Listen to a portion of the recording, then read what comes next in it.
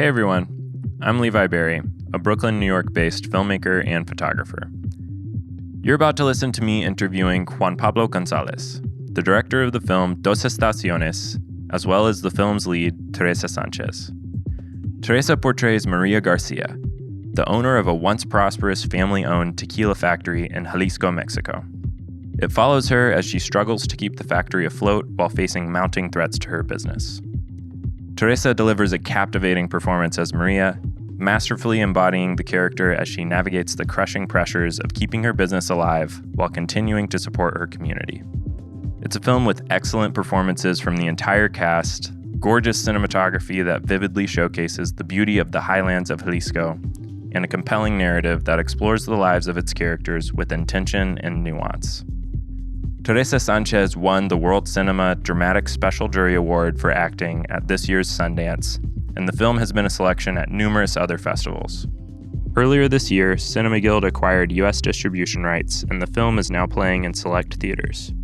Juan Pablo was kind enough to invite me to the film's screening at the New Directors New Films Festival at Lincoln Center, and I absolutely loved it, so I'd highly recommend that you see it when you get the chance. Before we get into the interviews, I'll give you a bit of background on how this came together. At the University of Texas at Austin's film program, I took an intro to editing class that Juan Pablo taught. He was a genuine and supportive professor who had a deep well of filmmaking knowledge that he shared with patience and kindness. I learned a lot about storytelling in the class and was exposed to approaches to filmmaking that I hadn't seen before. I left each class feeling inspired, and it ended up being one of my favorites during my time at UT. Back in April, I was browsing social media and saw that Juan Pablo was going to be in New York for some screenings of Dos Estaciones. I shot him a message to see if he'd be interested in meeting up to get some coffee and shoot some photos while he was in the city. Turns out he was interested, so we started coordinating. In the days leading up to the shoot, the plan evolved from a photo shoot of just him to a photo shoot and interview with both him and Teresa. Throughout the time we spent together, it was apparent that Juan Pablo and Teresa share a close friendship and deep respect for each other. You can tell that their time working together has cultivated a genuine bond. All right, without further exposition, here are my conversations with Juan Pablo Gonzalez and Teresa Sanchez. I hope you enjoy them. Hey, Juan Pablo. Thank you very much for taking the time to do this interview with me today. First, I just wanted to start by talking a bit about your background and journey as an artist. So, could you describe what it was like to grow up in Jalisco, Mexico? Well, I grew up in Atotonilco, El Alto, the place where I shot Dos Estaciones, and I've been shooting, the other films. And I've been asked this question lately, and it's a little bit difficult for me to comprise like the whole experience of my childhood into one answer, one question, but what I would say is that it was what's interesting, and something that I remember very clearly, was that this was when I was growing up there. It was a time before NAFTA, and I mean, it might sound like very technical, the idea of NAFTA, but it's interesting because it was really a very different time in a way in relationship to what I see happening today, both in my hometown and in other places in Mexico. It was a time when the idea of growing up in a small town and the difference between a small town and a city was really big, right? Like, it was really large. Like, it really felt like you were kind of distant from everything that seemed desirable by sort of popular culture, right? Mm-hmm.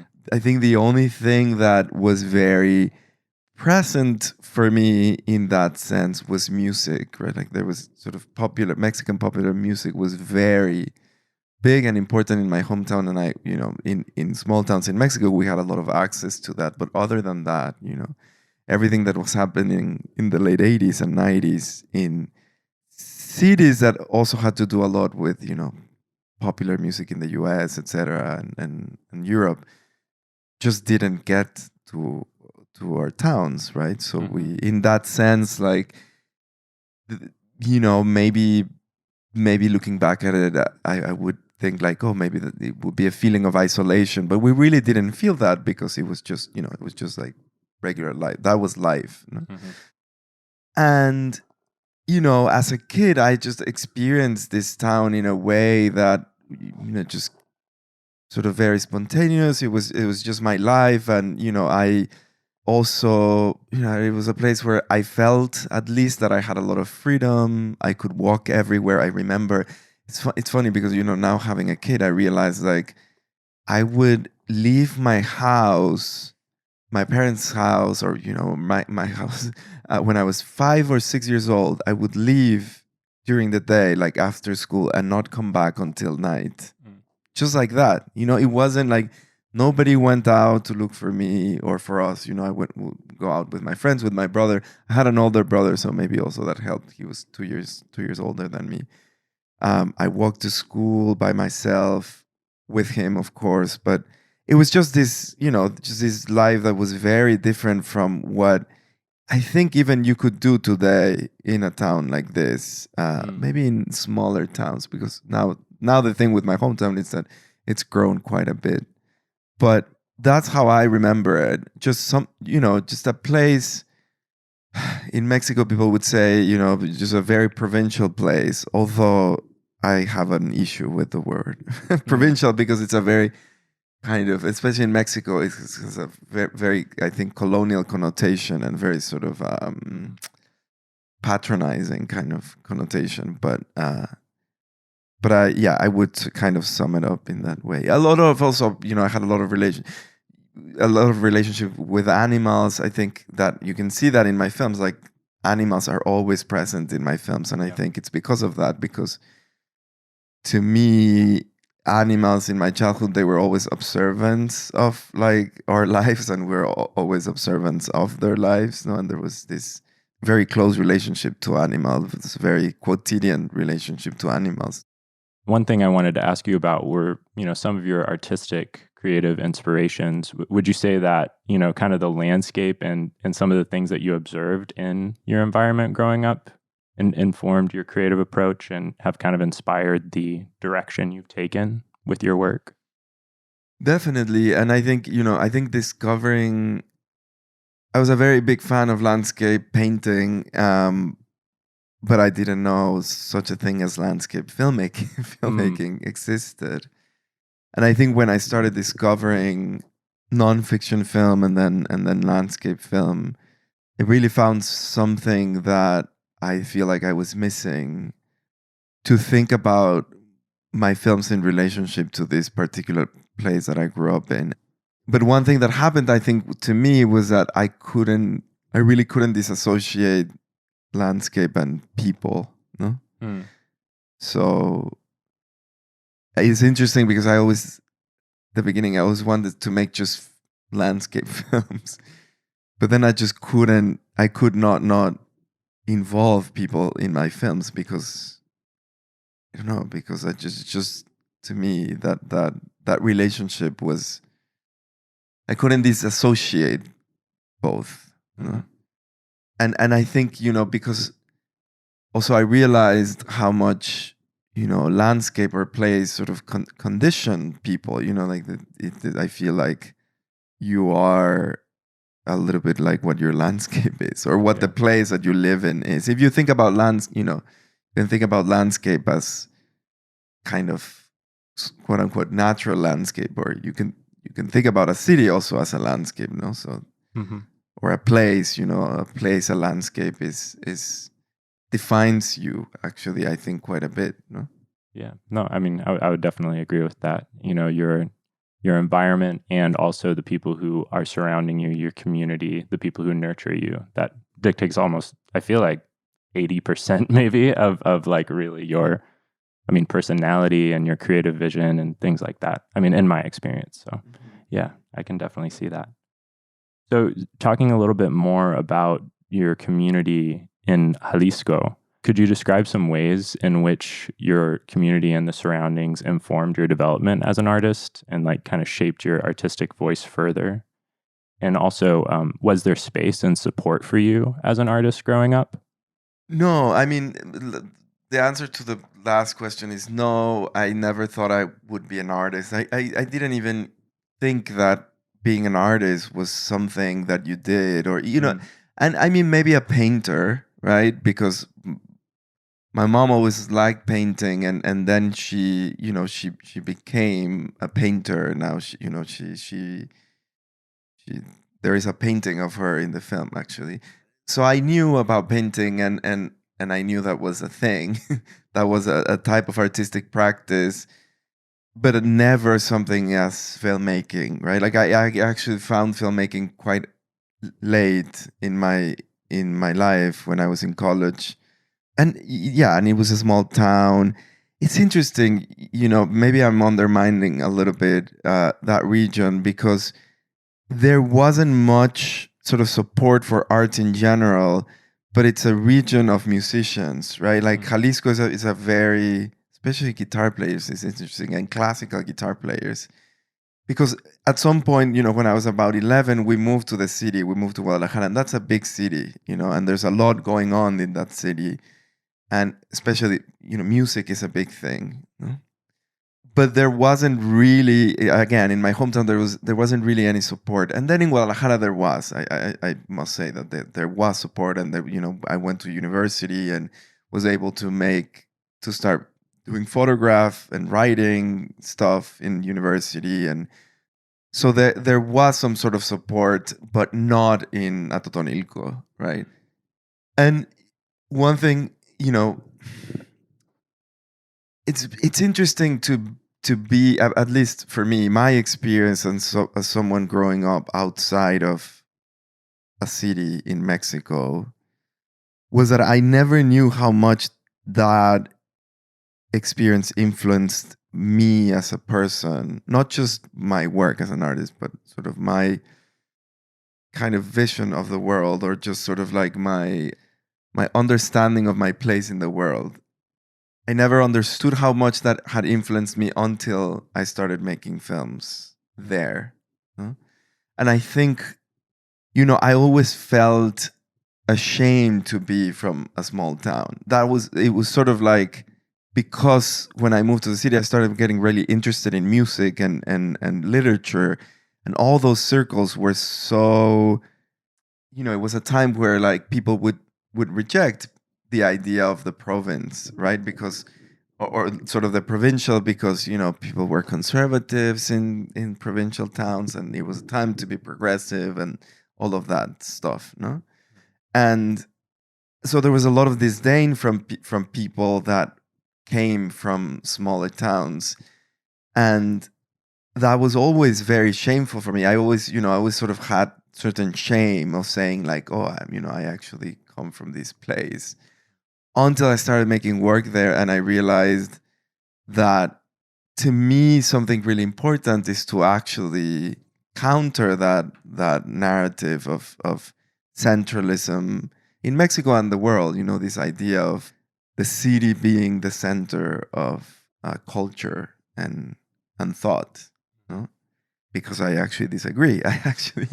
When I go back to my hometown, I feel like people there are less provincial than in Los Angeles. I don't know, like, because, then you start going to these cities, these big cities like Mexico City, like Los Angeles, or, if you're lucky and travel to these other sort of places like New York, like here, we're in New York now, and Paris, whatnot, or all these places. It's like, if you grow up in Paris, you know Paris. You are someone who just thinks about these cities as the centers of the world, and that's what you know, and you become provincial in a way, in that sense, right? Like, that is what you know, that is what you think that matters, right?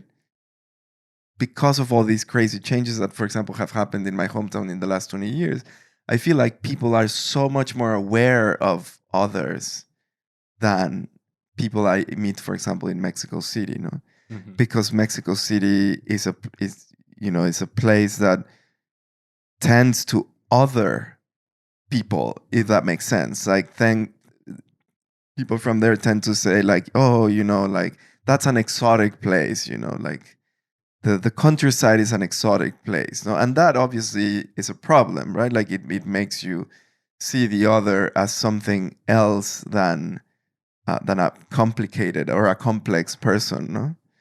And I realized in my hometown that I don't know that people actually their idea of the other is quite complex, right? And I find that less provincial than cities. And to me, I mean, I didn't realize this was in me until I started making these films, and then I started sort of thinking about my childhood and how actually important was that I felt this shame throughout these years, because it made me realize like I want to say something different, because this is not right. in a Yeah. way. Hmm. Yeah, that's really interesting. And I can totally see what you're saying about how, like, a more bustling city, it almost, as you're racing through and just not really fully connecting, you're not taking the time to take a breath and look at each individual as a nuanced person. Whereas, like, in a slower paced town, in a more rural town, when you're with a human being, like, there's less going on, there's less noise. It's more about focusing on that interaction.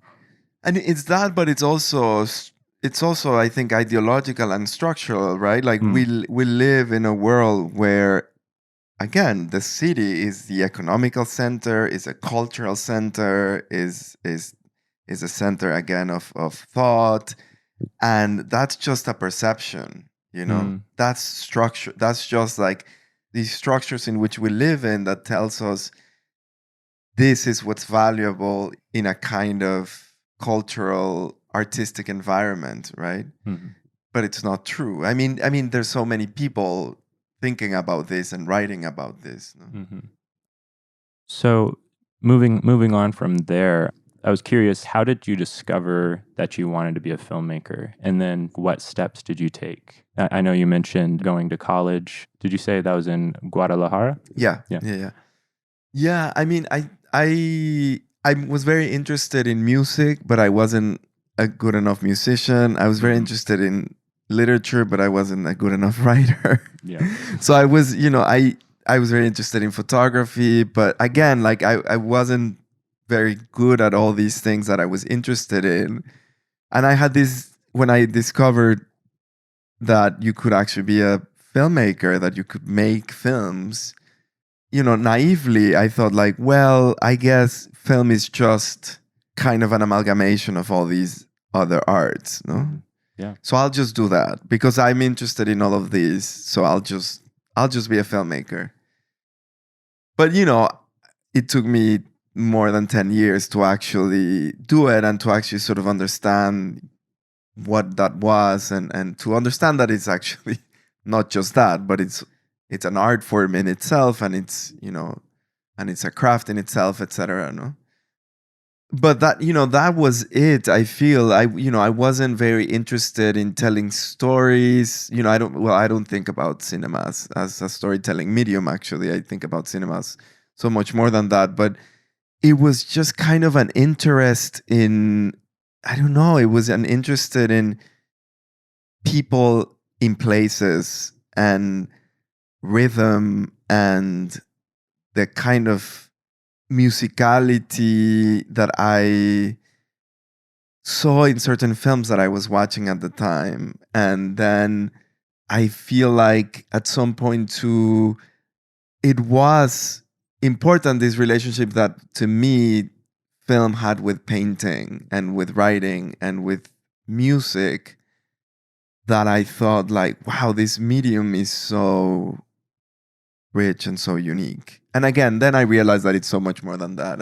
But at the time, it was that fascinated me. And then I just became interested in cinema Mhm. and very obsessed with cinema. And then I think now, you know, now it's different. Now I think,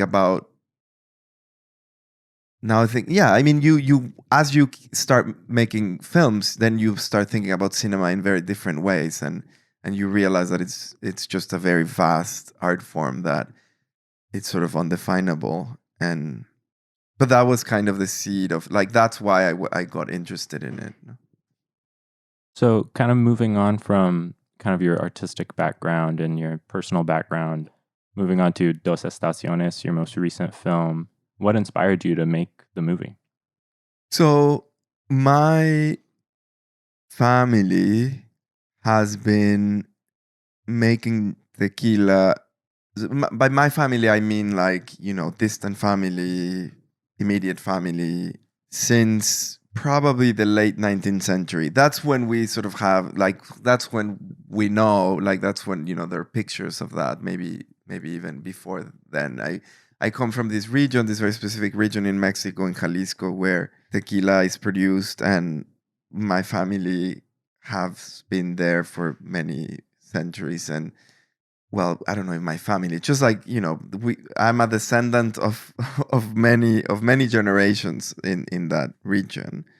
And I don't think I understood that when I was growing up. To me, it was just like that's what my family did, and it didn't understand really historically what that meant.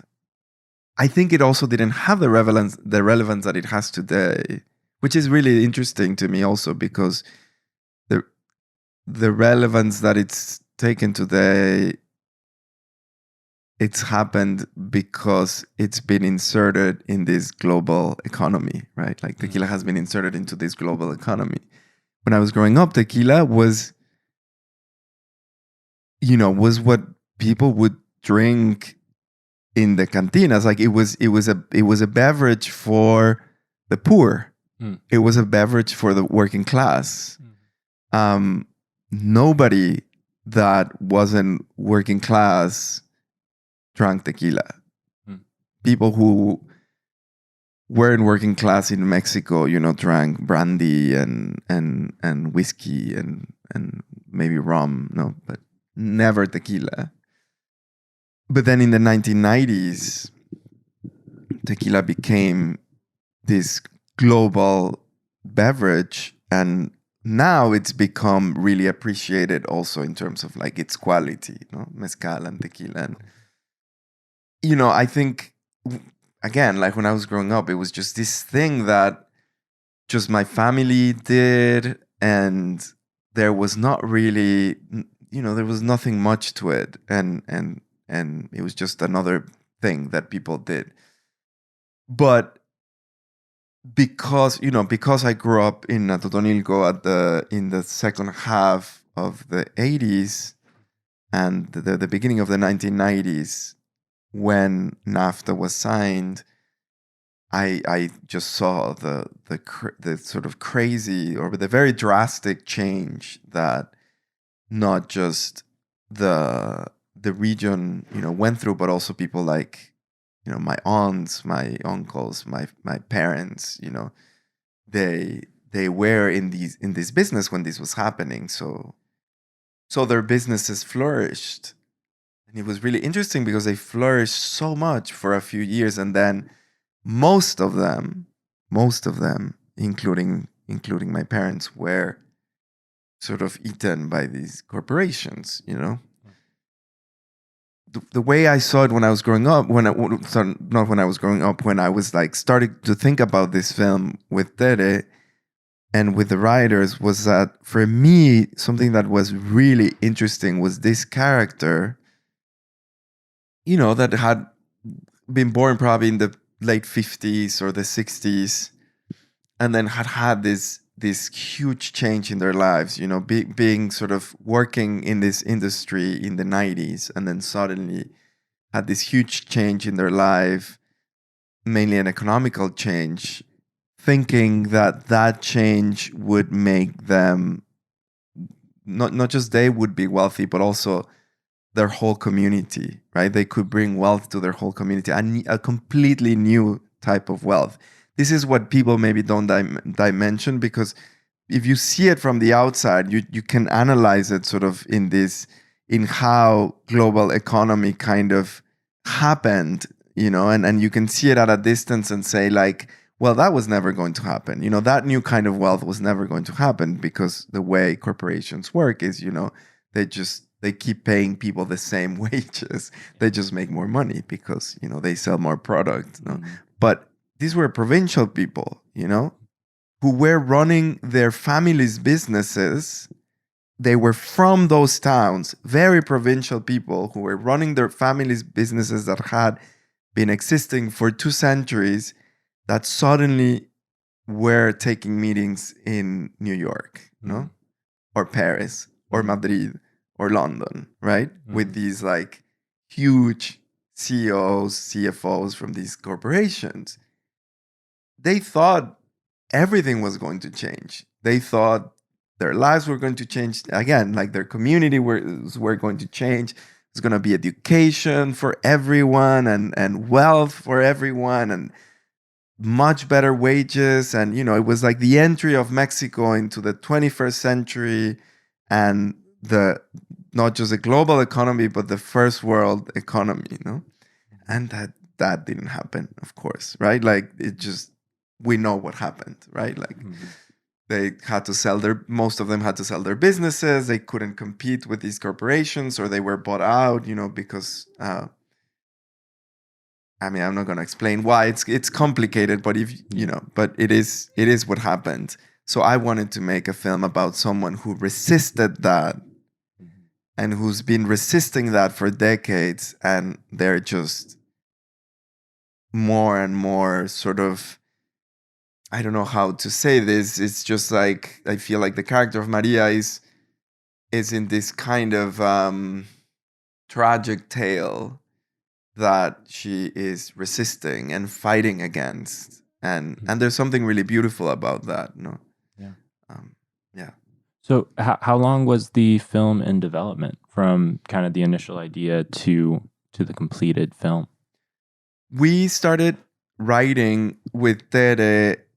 So in 2017, summer of 2017, we did a trip to Atotonilco, to this factory, and we improvised some scenes with Tere and Rafaela, and we started writing from there.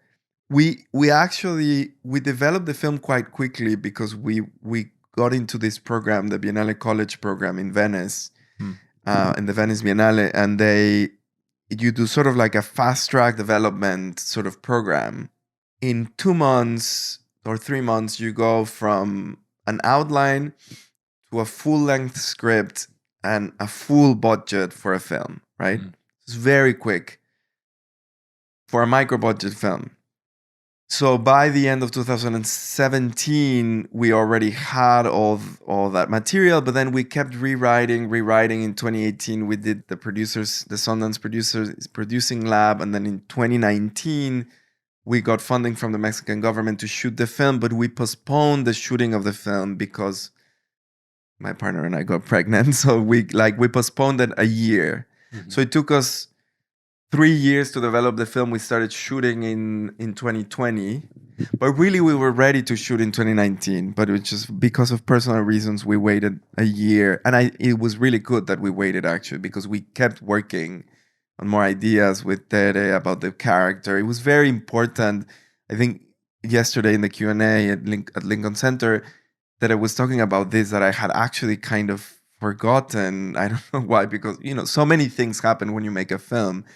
But before we shot the film, Tere and I talked so much. You know, we would talk on the phone, we would do Skype calls, we would meet each other every year to just talk about Maria and how Maria spoke, how Maria walked, how Maria carried herself with, you know, when others were around, and how was she in private, how was she in more intimate moments, no? And it was, I mean, we not just talked about it, but then Tere would come and we would have a camera and we would shoot things way before, you know, we had the main shoot. So when we arrived there, Maria would be completely sort of real, no, for both of us. So your previous films have been documentaries. During the post-screening Q&A I attended at Lincoln Center last night, you described intertwining fiction and nonfiction in this project. Can you tell me more about how you discovered and developed the story over the duration of the project? I mean, I'm not I was not a fiction filmmaker.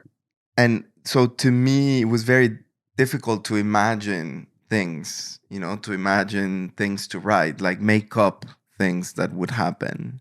So because I had that limitation, I decided to design a process with my producers, and my producers are angels because they allowed me to do this. But I told them, it's very hard for me to imagine how things happen. Like we can write things and they might be working on the page, but like I can't really imagine how they would happen if I don't shoot them, no? So we developed this process that was sort of like, it was kind of like the way you shoot a documentary, right? Like you shoot things, like when you shoot a documentary, you shoot things and then you go to the editing room, you edit a little bit those things, you shoot more, etc., etc. No? I mean, at least that's how I work. And also, like in documentary, basically, when you're editing, you're also writing the film, literally writing words, of like what the film will be. So in terms of process, I feel like we use this documentary process to produce this script that then we use to shoot the film, the fiction film. But also, along those years that we were going to Atotonilco and shooting things, we would shoot a lot of documentary things, right? Like we would just go and shoot landscapes. We would go and shoot, the party scene with the horse race. That's all documentary. There's a very important scene in the factory that also is documentary. And it was also, I think by shooting also in the factory a lot, we were preparing the people that were working in the factory for then the fiction shoot, if that makes sense. Also in terms of just the characters that we were constructing, Maria is a completely fictional character, but Rafaela is Rafaela in real life. She is the administrator of that factory. So we just kind of fictionalized her life a little bit and introduced her to or introduced her real life to our fiction, right? The same as Tatin. Tatin is a real hairdresser. She does all this for a living. She goes to this casino with her mom. That's her mom in real life, And she just sort of, again, like intervened our fiction by her interactions with Maria and with this character Fernando, who is an actor, But Fernando is also an actor from the town. He's a painter, and he mentions that he's a painter in the film. So it's all these real life bleeding into our fiction. And the reason that I think that's important in terms of genre or format or whatnot is that I also think of documentary as fiction, in the sense that documentary is also a very, very constructed genre, right? Like you can, there. And my documentaries, I feel like, hint to the idea that, like sometimes, when people watch Caballerango, they tell me like, oh, wow, for the first, I don't know, 20, 30 minutes, I thought I was watching a fiction film, And that's something that I do very consciously with my documentary work, and I wanted to create that same relationship in this fiction film. Yeah, I remember seeing, what was a short film that you showed in class? It was called The Solitude of Memory. Yes. Yeah. Yes. And I remember thinking the same thing, like, wait, I thought this was a documentary. And it felt so, I mean, the shots were beautifully composed and just everything flowed as if it was this fiction narrative. And then when I found out that it was fully documentary, I was just like, wow, just because it married that polish and artistic vision that you can find, more typically in feature or fiction, film, with, this beautiful, very profound, impactful storyline that was happening, right in front of you. So yeah, I think that's interesting how you're kind of just, with this film, kind of taking it to the next level. No, I mean, that's something I'm glad to hear that was your experience of that film. Because, I think also, just to say that, I think the idea of fiction and nonfiction and all of these, at some point in history, they made sense. Like these distinctions made sense, like in the history of documentary. But now they seem to be so much more a way for people to know what they're watching before they go into the theater. Almost like sort of a marketing kind of distinction. Mm-hmm. But I just think that it's just all cinema, no? Mm-hmm. Yeah, that makes sense. Okay, there's so many things I could ask you, but I'm going to focus it in on one or two last things. So let's see. What aspects of this film are you the most proud of? Are there a few that you could pick out that just stick out to you? Wow, that's a really hard question. I think achieving this balance between the constructed and the spontaneous is something that I feel very happy with. Of course, when you make a film, you feel very unhappy about many things, and it's difficult to say like, "Oh, I love everything about my film." That's never the case.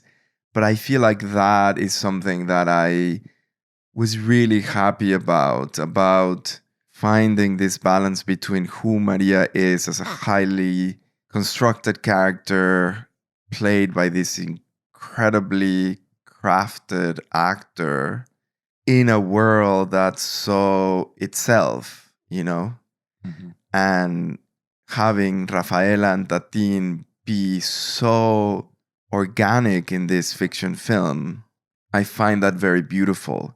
And we could see it when we were shooting. We could see the transformation of Rafaela and Tatin when they started rehearsing and when they met, when they started working with Tere and with Diana Sedano, who was an actor who was kind of coaching them, to when we started shooting and the chemistry that they had between them.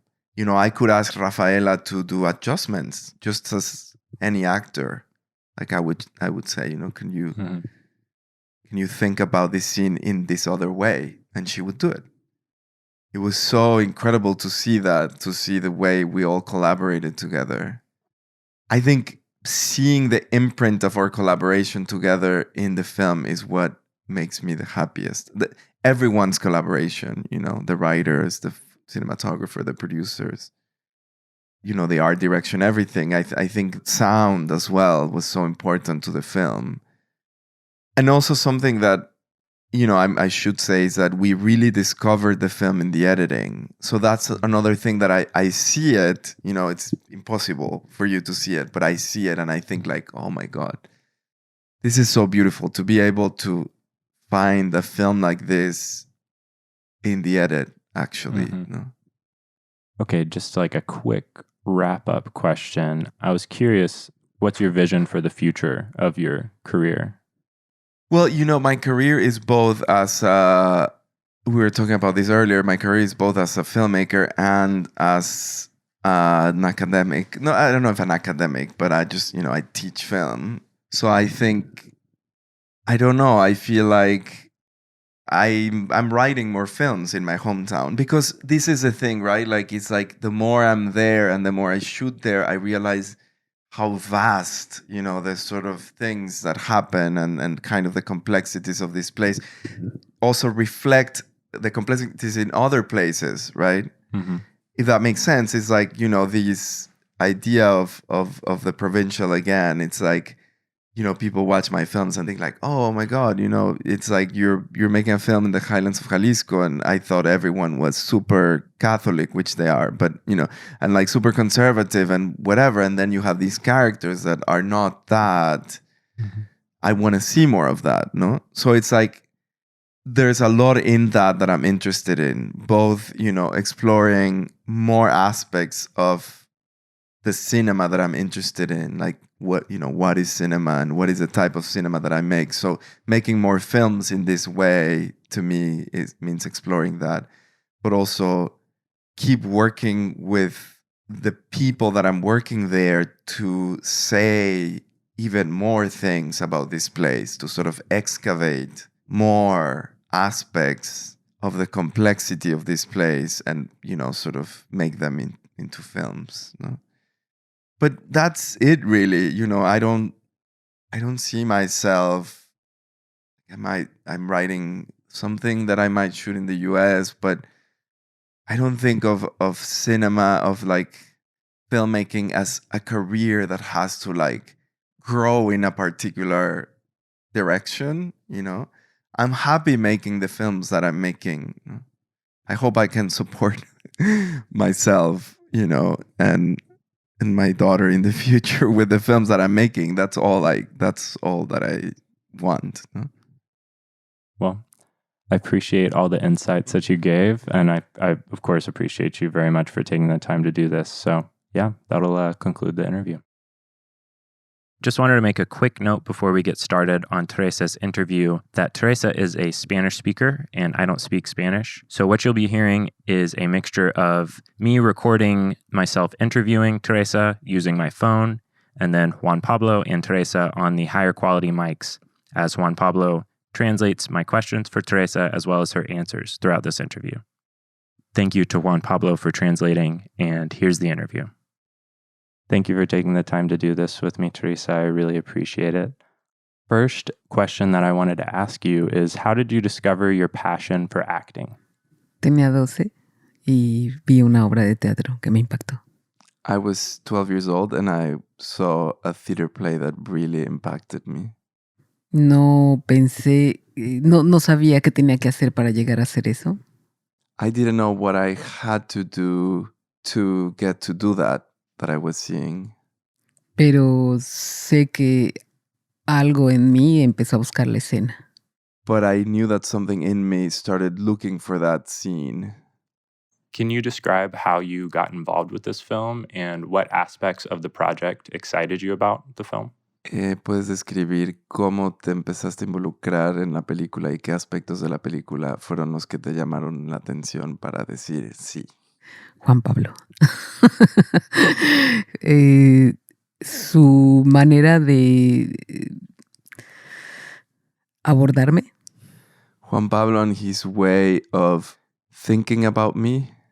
Me dio la certeza de que quería trabajar con él en lo que fuera. Gave me the certainty that I would work with him in whatever project he was doing. Y la complejidad de este proyecto And the complexity of this project me dio miedo y emoción.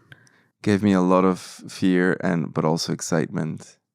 Pero a la hora de trabajar con él, tuve la certeza de que era el director con mayúsculas. But the moment I started working with him, I knew that he was the director for this. In the film, you performed the leading role of Maria Garcia, the owner of a struggling tequila factory. How did you approach developing your character? En la película interpretas a María García, que es la dueña de una fábrica de tequila. Eras la protagonista de la película. ¿Cómo te acercaste a ¿cómo hiciste para desarrollar el personaje? Siento que Juan Pablo lo tenía tan claro, Isabel, co-guionista, e Ilana lo tenían tan claro, que me fueron dando todos los elementos para ir hacia adentro en la búsqueda hacia mí misma de María. I feel like the writers, Isabel, Ilana, and Juan Pablo as a director and co-writer, they were so clear about who was Maria, or they were communicating to me very clearly as to what they wanted from Maria, that allowed me to look inside me for Maria, like, you know, what parts of me were Maria. Y Juan Pablo fue tan abierto y generoso conmigo para entregarme características de María. And Juan Pablo was so open and generous with me to give me so many characteristics that define Maria. Que siento. That I feel. Que fui llenando. That I was filling up. De características, información, emoción, el personaje. That I was filling up the character with these characteristics, these emotions, just information. No todo técnico. It wasn't all technical. Mucho corazón de Juan Pablo. It was a lot of heart from me and Juan Pablo. me ayudó mucho, It really helped me. That really helped me. como ningún otro director Like no other director en mi vida. in my life. What was it like working with Juan Pablo on this film? ¿Cómo fue trabajar con Juan Pablo en esta película? No tengo palabras. I don't have words. Lo amo, I love him. lo admiro. I admire him. Es mi hermano, mi hijo, mi amigo. He's my brother, my son, my friend.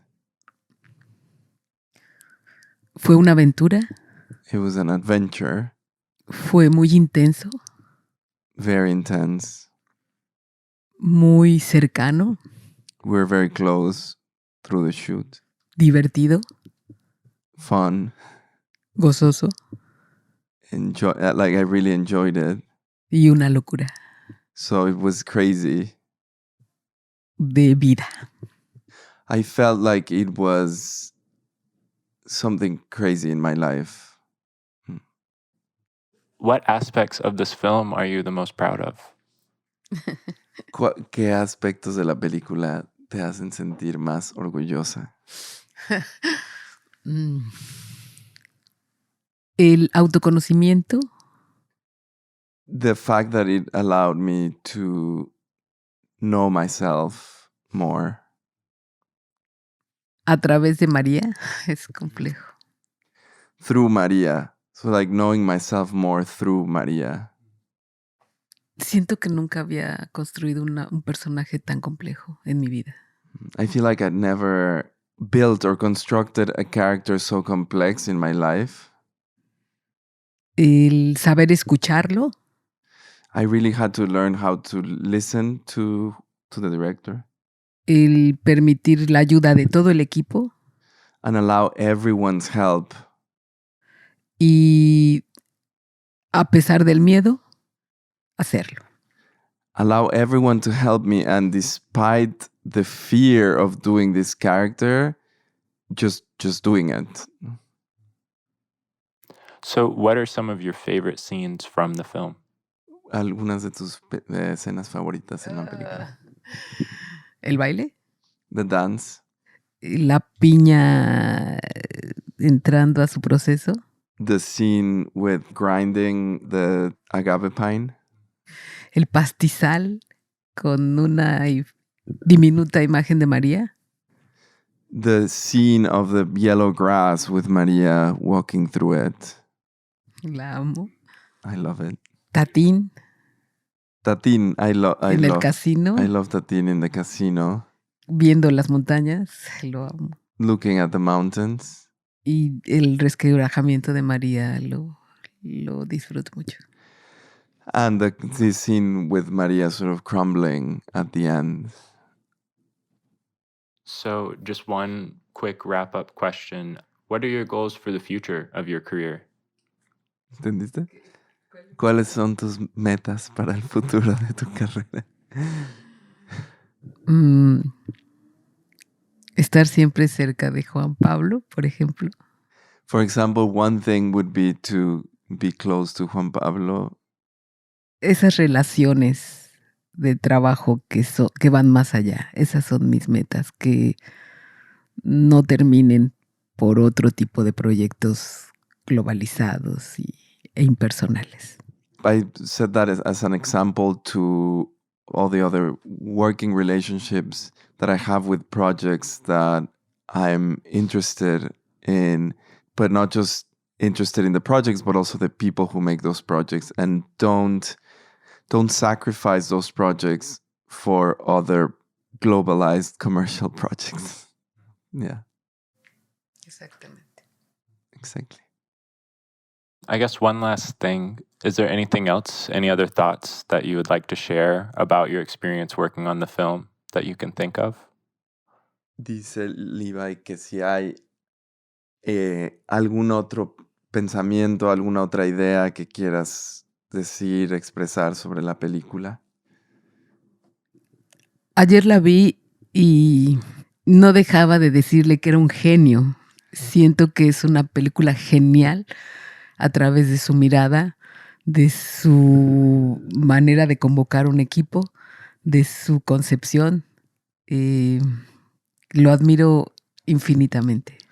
I saw the film yesterday and I kept thinking, what an amazing way to conceive a film and to put together a team of people and to form a collaboration that can make something like this.